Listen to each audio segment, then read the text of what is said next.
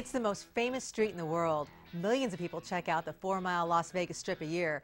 So how did the hot, dusty LA highway turn into one of the hottest real estate developments in the world?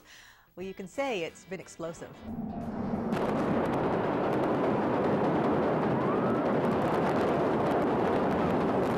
In 1993, the Dunes became the first hotel imploded to make way for the next splashy mega resort.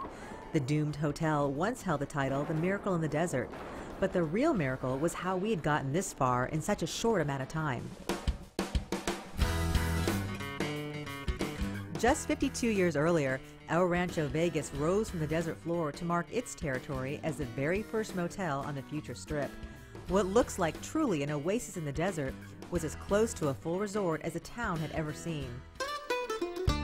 1 year later, the Last Frontier opened with a thoroughly Western theme. So thorough, the hotel would send a stagecoach to pick up guests from the airport. At the time, the airport was located just beyond where Mandalay Bay sits today on the Strip. The Strip, which really isn't located in Las Vegas. When the El Rancho Vegas was built in 1941, the builder, Thomas Hull, was asked to build around Charleston and Maryland. And he said, no, I want to go outside the city, because he felt that the taxes, the fees, would be lower outside the city of Las Vegas. So he built at Highway 91 and San Francisco Street, which old-timers will tell you is the Strip and Sahara. Hull built there, the Last Frontier is built down the street, then the Flamingo. The Thunderbird is under construction, and city officials are saying, wait a minute, that we should get in on this. They try to annex it, and the result is that the casino owners go to the legislature and they get legislation passed to create unincorporated townships. And the township cannot be added to the city without a vote of the people in it. So the Strip is in paradise. And there's Winchester. Spring Valley was created later. So in the 40s, what was happening in Clark County wasn't exactly staying in Clark County. People were scrambling to stake their claim. Hotels were going up, cash was coming in, and the lucrative lure of gaming started attracting some pretty rough characters. In 1946, I would say that's when you started to see a significant mob presence on the Strip. And it all began with an entrepreneur from California. A man named Billy Wilkerson came up with the idea for the Flamingo. I think he paid something like $80,000 for the property, way out at what is now Flamingo Road and Las Vegas Boulevard. With a bad gambling habit and the price of supplies both skyrocketing and scarce due to the war effort, Wilkerson ran out of funds fast. He turned to mob boss Meyer Lansky to invest. Lansky agreed to invest, but he also sent his compadre Bugsy Siegel to town to keep an eye on his investment. Wilkerson and Siegel at first were side by side, kind of working together on the Flamingo. You know, Wilkerson's in charge, Siegel's kind of a step behind him, but Siegel didn't like that too well and decided that he would become the lead on this project, that the Flamingo would become his hotel. While Wilkerson may have started the hotel, the daughter of Benjamin Siegel says it was her dad that was the one who breathed life into the Flamingo. I'm proud of my father. I'm proud of what he did and what he was trying to envision and fulfill his vision. That makes me proud. And just the kind of man that I knew him to be. Siegel wanted to make the Flamingo even more opulent than Wilkerson had intended. I mean, Wilkerson spent a lot of money in that project, but Siegel spent a lot more. And he imported, you know, marble from Italy, and he had all of these additional reinforcements to the buildings, and he wanted all the luxuries that you could imagine. And he ended up spending something like $6 million on the Flamingo, and it wasn't even done yet. Siegel was not only betting on the Flamingo's success, he also foresaw just how valuable the surrounding land would be one day. My sister and myself, and my father took us out the back of the hotel where the rooms were and pointed to the desert, and he said, there's 800 acres that belong to you kids. And we looked at the tumbleweed. With hundreds of acres of land and a casino that was way over budget, the boys back east were getting nervous. Meyer Lansky and a lot of the other organized crime guys who were keeping an eye on this were like, what the heck is going on out in Las Vegas? What's the deal with Siegel? because he's spending all this money like it's water. Well, they were getting very impatient with him, and he needed to start showing some results. So he opened the Flamingo on December 26, 1946, a little prematurely. A lot of his hotel rooms were not even finished yet. And it was sort of a blasé opening. It didn't do very well at first. Folks weren't exactly flocking to the Flamingo, and flocks of flamingos weren't exactly thriving on the property. When the Flamingo opened, there was a little moat in front of the Flamingo, and I guess people that were here then, he put these pretty pink flamingos outside, and he thought it would be nice as you walk into the hotel to see them. And for the first couple of days they were kind of all right, and then I guess they can't stand the heat. So he came out one day and there they were all dead. So they never got any more flamingos. But that was when the hotel first opened. It didn't do very well at first, and Siegel did not have the money coming in to pay off the amount spent on the construction. And I think his fellows in the organized crime syndicate decided it was time for Bugsy to go. Bugsy ended up being killed in Beverly Hills in June 1947. 20 minutes after he was killed, as I understand it, guys named Gus Greenbaum and Mo Sedway, who had been involved in casinos for years in Las Vegas, walked in the door of the Flamingo and said, "We're in charge. You know, Bugsy's gone, and this is now our joint." And to their credit, they turned the Flamingo into a huge success, and it became an iconic presence on the Strip, probably one of the most successful casinos in Las Vegas history. To Siegel's credit, he built the bulk of the Flamingo, and it was his vision to make it the most luxurious carpet joint in town. He was certain the excitement of his hotel would bring in the out-of-town tourists and Hollywood heavyweights. But it wasn't until after his death that the crowd started swarming the desert. He was murdered in this really dramatic fashion in Beverly Hills, and this was linked in the press to Las Vegas and the fact that the dispute had been over the Flamingo. This created this aura of, oh, the mob's in Las Vegas and the mob is running things there, and it's mysterious and it's dangerous, and we want to go there because we want to see what it's like. We want to see if we're going to see mobsters in the hotel. It's just one of those images, those myths, if you will, that really helped perpetuate Las Vegas. And as far as the 800 acres of land Siegel bought? After my father died, I was married to Jack, and his father was now part of the hotel. He looked at the land. He said, "I can't conceive what your father would want with 800 acres behind the hotel." He says, "There's tumbleweed, I'm selling it." All three of us got $8,000 apiece for the 800 because it was part of what we got from his estate. I hate to think of what it's worth today because I could kill myself. That land, of course, would turn into a gold mine. Well, the myths kept churning and the excitement continued to grow. In 1950, Clark County's population was a little under 50,000. That more than tripled in just 10 years. The people kept coming and the Strip kept growing. And it wasn't just the muscle of the mob that boosted business. A little star power didn't hurt either.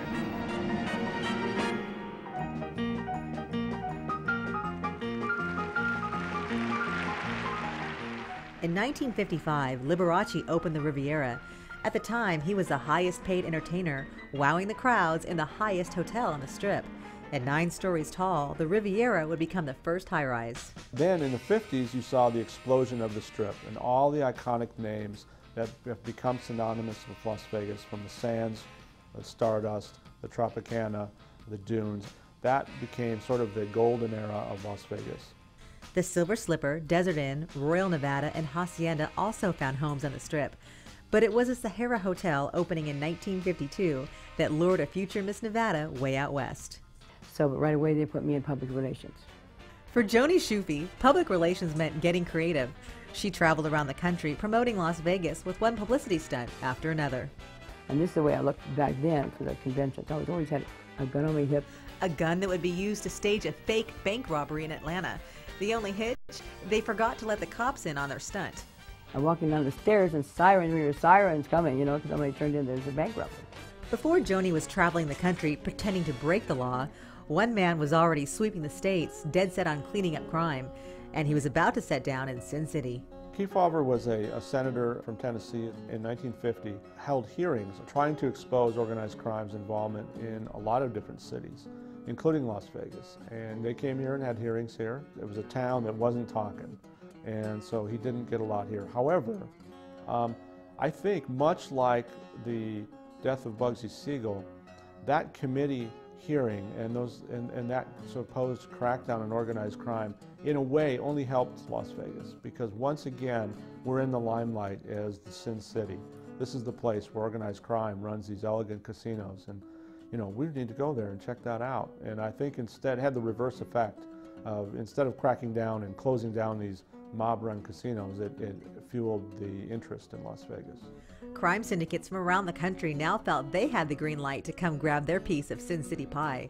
The mobsters were moving in and the tourists were coming by droves. The Strip was going around the clock with lounge acts drawing the big crowds. The whole idea was how they keep these people to stay in that hotel to gamble. That was the whole idea. So lounge act played a big part those days, because there's no other way they could keep these people. Sue Kim, part of the famous Kim sisters, got their start singing for GIs in Korea. They moved out west and enjoyed a long career on the Strip. But in the beginning, the trio's language barrier proved to be problematic. The show was like 40 minutes. Then we have another act follow us. It's like a revolving stage. This revolving stage is keep turning. We didn't know how to stop them. It literally was revolving. Revolving, just keep going round and round, We didn't know how to say stop or whatever. So there were 4 or 5 acts at night that we just keep turning. That's what was going on all the time in that lounge, going all night long. In the lounge was stars of the lounge era, which was musical comedy groups. So it was musical, but there was a lot of party stuff, a lot of improvisational things that went on. So you always hear about Louis Prima and Keely Smith. The Mary Kay Trio were exceptional. It was just a great party. You go into a lounge after the show and you sit there till 6 o'clock in the morning, until the sun came up, and just constant entertainment. Before former Lieutenant Governor Lorraine Hunt was making policy, she was hanging out with some pretty impressive mentors. Thanks to family friend Jack and Trotter, legendary entertainment director for the Sands, she had backstage passes to the biggest acts of the day. Frank knew that I liked music and that I was a music major and wanted to be a singer someday. And so when we'd be backstage on occasion, he'd say, "Well, Lorraine, do you want to sit backstage on the side of the strings or the side of the horns?" Like a little spoiled brat. "Well, let's sit near the horns today," and then he'd pull up chairs and let us sit there. So we saw all that running on and off from backstage, Jerry Lewis and Dean Martin, and it was exciting. And Sammy was so talented. While the lounges were rocking, the main showrooms were exploding with some of the most sensational stars to hit the Strip. The main room shows, they called them the big room and the lounge. The big room shows were primarily stars, up and down the Strip, one star after another. And then there were a few shows like Lido de Paris, Folies Bergère, and the beautiful showgirls, obviously. That's what Vegas is known for. Most of the hotels in those days had a show band, and they had a chorus line with some of the best dancers in the country. So you would go in to have a dinner show, and I went to many dinner shows as a little girl growing up, and you would go in, sit at the table, have an elegant meal, and the band would be playing, an orchestra, and I would get up with my dad, and we'd dance, and my mother and he would get up and dance. There'd be dancing before the show, and then the show would begin, and the first thing, the chorus line would come out with a great line number, and then the opening act, and then the stars. But no matter how big the star, it was a time when some were still not welcome in the casinos after they stepped off the stage. Segregation was in full swing. Black entertainers were allowed to perform but could not eat, gamble, or stay in the casinos. And it would stay that way until black community leaders and city and state officials agreed to desegregate the Strip on March 26, 1960. No written agreement exists. They got together at the Moulin Rouge, said, well, we've desegregated, let's go on about our business. And business was booming. When we built in 1961, it was just about impossible to get a room in Las Vegas. Las Vegas did not have that many rooms. Most of the hotels were 400 or 500 rooms, and certainly on weekends, holidays, you could never get a room. So we didn't even have to even advertise. The day we opened, we were running 80–90% occupancy without anything. And we kept a constant price. We didn't go up on weekends or holidays, and so we built a really good base of trade. So a lot of people. It was $11.50 for one in a room, $13.50 for two in a room, and it stayed like that for years. While the rates were low, the price of the land would become sky high. The Domaini family purchased the 5.5 acres of land where the El Morocco and La Concha would be built in 1959 for $30,000 an acre. In 2003, they sold for over $30 million an acre. Although the hotel would be demolished, the La Concha's iconic shell lobby, built by famed architect Paul Revere Williams, would be spared. It would be an engineering feat, but the lobby would eventually be moved to the Neon Museum. Because I think there's going to come a point where there won't be one old building left. And it was an unusual lobby. And of course, you can't move a high-rise. So I think the fact that it's going to be the lobby for the Neon Museum is really a great thing. The Las Vegas Strip is always about reinventing itself. And in 1960, the Strip was about to meet its match in a fast-living man with a voracious appetite for gambling, women, and food. It would be Jay Sarno that would forever change the face of the Strip. I think the first person who I think can get real credit for inventing the idea of the modern Strip would be Jay Sarno.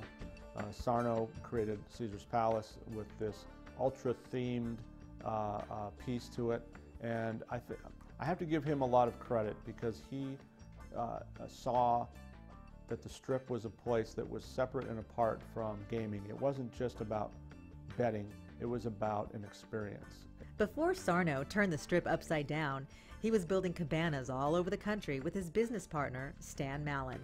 He and Stan ran a business when they were out of school, I think doing mini construction, tile, and started to learn the business that way. And he was building small motor hotels. And he built 3 hotels before he came to Las Vegas. 3 motels before he came to Las Vegas. The Atlanta Cabana, the Dallas Cabana, and the Palo Alto Cabana. Doris Day became his partner in the Palo Alto Cabana. But they were all miniature-looking versions, little infant Caesar's Palaces.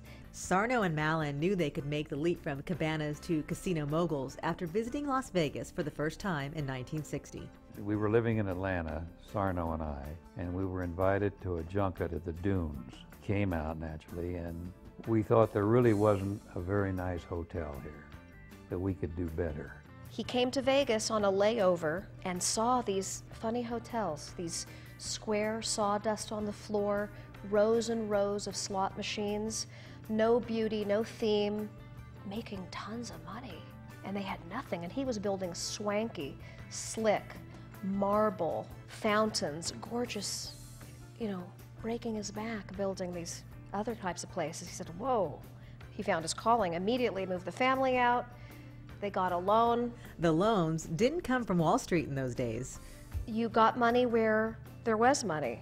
And the Teamsters Union Pension Fund funded Caesar's Palace and Circus and a lot of the casinos in those days, not just ours. And through Jimmy Hoffa and some of these guys, it was business. My father just wanted to get hotels built. We had known Jimmy Hoffa from Atlanta, and we kind of got friendly with him. He took a liking to us, particularly to Sarno. They clicked pretty well. And when we approached him in Las Vegas, he was able to, he was able to grant us a loan. We leased the land where Caesar's Palace now stands from Kirk Kerkorian with an option to buy. And right after we opened, we exercised that option. I think the original Teamster loan was around 10 or 11 million.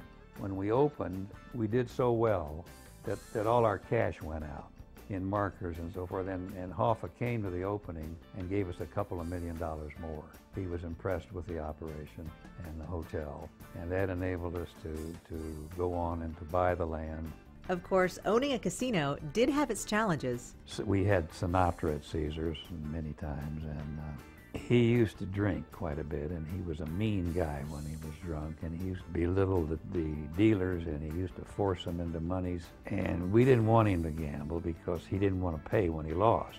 But he would badger the help, so we made an arrangement with his attorney that he would gamble, but we would settle up, tell him the next day we wouldn't pay him, nor would he pay us. In other words, he really wasn't gambling. He thought he was gambling, but he really wasn't. He was tough to handle when he was drunk, and that was frequently. Mallon and Sarno sold Caesars in 1969, just 3 years after it opened, after one of their casino managers, who they later found out had ties to the mob, was caught stealing. So he was siphoning off money from Caesars and sending it to New York. He lived at the hotel. Authorities later found several $1 million in a lockbox in his room. So they painted us with the same brush, all of the board, and they suggested very strongly that we get out of the business. Otherwise, they were going to indict us all. So I think it was a threat, and I don't know that they could have carried it through, but we believed it at the time. So we sold the thing. Meanwhile, the Golden Boys got to work on their next project, Circus Circus. Opening in 1971, it would eventually become the first family-themed casino, with not only trapeze artists flying overhead, but a live elephant would hover there too. Even Sarno would get in on the act and dress up as a ringmaster. My dad would ride Tanya around, because there used to be a carousel right there on the strip. A midway would be added to draw in the kids, but some games wouldn't go over very well. We had a thing where you throw the ball and you knock the girl in the water, and she would be topless or whatever. Not only did the idea of the topless girl tank, the whole casino was in peril. It was a disaster. We were undercapitalized. It was the first more or less family themed, and I don't know that it went over too well. In 1974, there was a gas shortage and the strip was dark. You could shoot a cannon down the strip and would not hit anybody, and that was our denouement. It finished us off. And we lost a lot of money. The money we made at Caesars, we lost at Circus. That's personal money. At that time, we leased it to Bill Bennett and Bill Pennington, and they had an option to buy it within 5 years, and they exercised that option. Mallon would retire from the casino business, but Sarno still had one more giant card up his sleeve. It's called the Grandissimo, a hotel that my father, to his last day, probably to his last breath, trying to build it. He just was about 15 years too early, ahead of his time. You know, Steve Wynn will be the first to tell you that Jay Sarno came before him and that he made these fully themed destination resorts. He started that whole market. He lived like Bacchus, the god of wine and revelry, which he created the Bacchanal restaurant about excess and buxom wine goddesses pouring wine and then men tipping the girls in the bra. You know, the day he passed away, he had dinner in the Bacchanal. He played 27 holes of golf. He played gin rummy at the Las Vegas Country Club, what he loved to do. He played a little craps after dinner, and afterwards he went up to a fantasy suite with a beautiful girl, and I think he passed away the way he lived, the way most men would like to. And he did it the right way, and did it the Vegas way, I guess.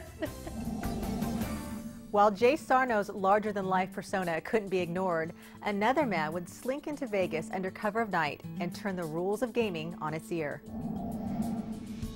Out of nowhere, literally, Howard Hughes shows up in Las Vegas in November of 1966, and before long, he wants to start buying casinos.